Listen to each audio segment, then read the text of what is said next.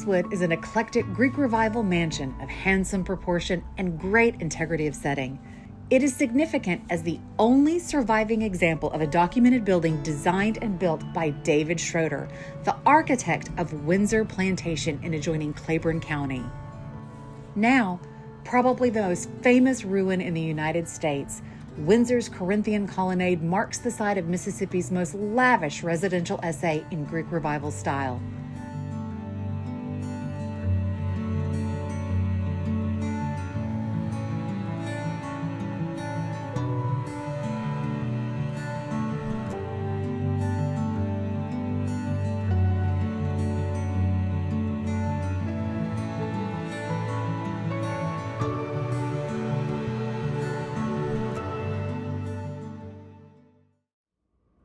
We're so excited to be partnering with Lumi. Lumi is a product that I've been using for about the last 3 years.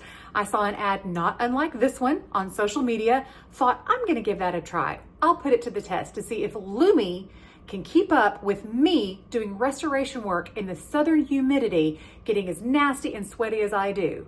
Bought the Lumi, discovered it's the best deodorant that I personally have ever used. Better still, full confession time, I refuse to wear socks with my tennis shoes while I'm doing my work. You can imagine what that results in with my poor tennis shoes. Using Lumi's full body deodorant, no more odor in my tennis shoes and full odor control for up to 72 hours. I love this stuff. It's the absolute best deodorant that I personally have ever used.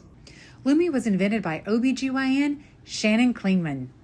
Lumi deodorant stops odor before it starts. It's skin safe, baking soda free, cruelty free, vegan, pH optimized to use anywhere on your body, and it's paraben free.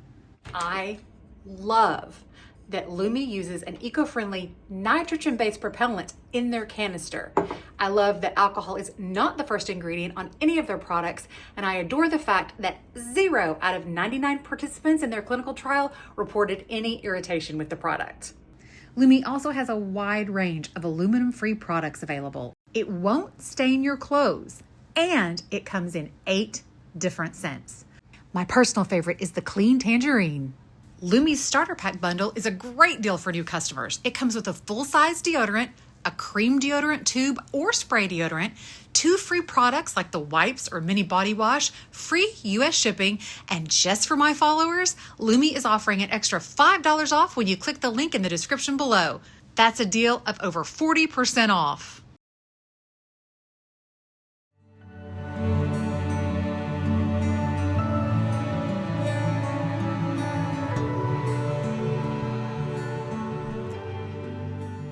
Rosswood is signed and dated by the architect on the interior wall above the main entrance, D. Schroeder, Builder, 57.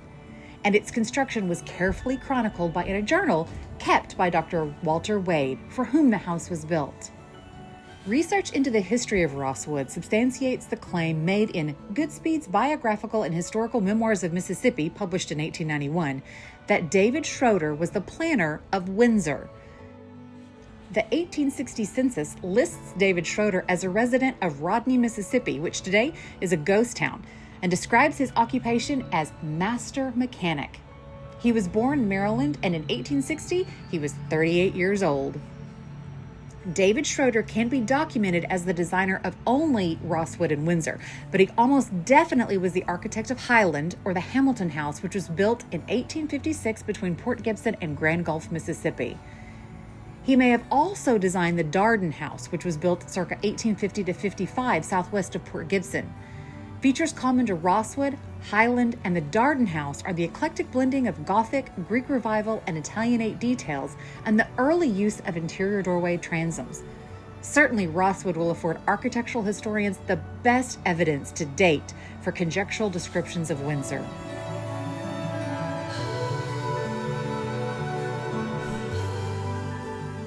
Rosswood's 14 rooms have 14-foot ceilings. There are 10 fireplaces, ionic columned upper and lower galleries, and the original quarters for the enslaved.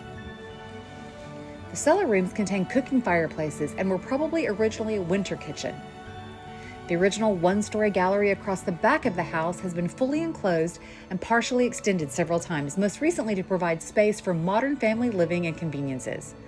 One original porch column embedded in the framework of the enclosure is still visible from the exterior of the east corner. The double-pile central hall plan of Rosswood features double parlors on the west side of the hall. The parlors are separated by a large pair of pocket doors set with a frontispiece composed of 2 fluted ionic pilasters of wood which support a full entablature of plaster.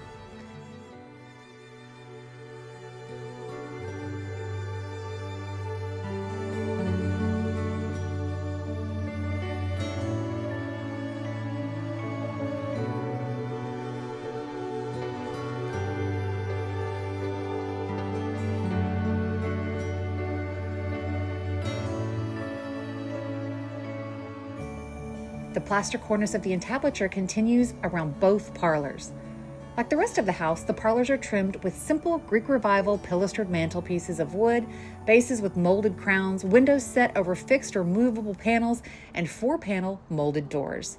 Door and window openings are defined by pilasters supporting full entablatures. The hall is divided unequally by a low, plain, semi-elliptical plaster arch supported on each side by a short wood entablature, which itself is supported by a pair of Gothic paneled box columns, one attached and one freestanding. The ceiling of the smaller entrance hall is elaborated by a molded recess.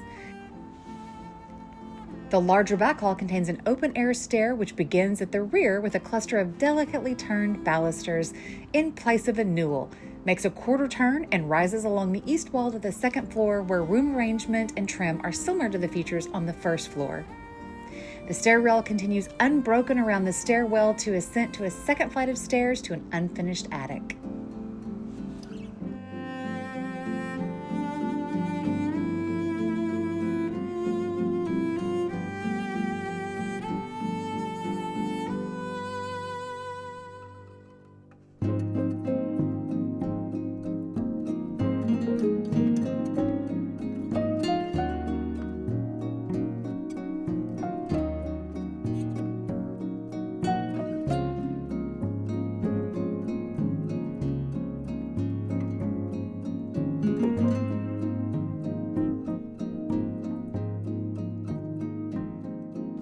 Dr. Walter Ross Wade, who lived from 1810 to 1862, for whom Rosswood was constructed, was a planter and a physician. He was a grandson of Captain Isaac Ross, who precipitated a great legal controversy in Mississippi when he died in 1836 and stipulated in his will that his slaves were to be offered their freedom in Liberia. After a lengthy court battle, about 250 to 300 of the Ross slaves were sent to Africa.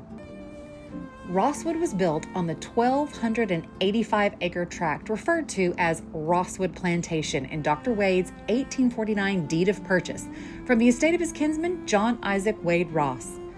Upon the death of Dr. Wade in 1862, the land was divided among his widow and his children. Mrs. Wade received the mansion house and approximately 100 acres, and the property on which the house is located has remained intact since that 1862 division.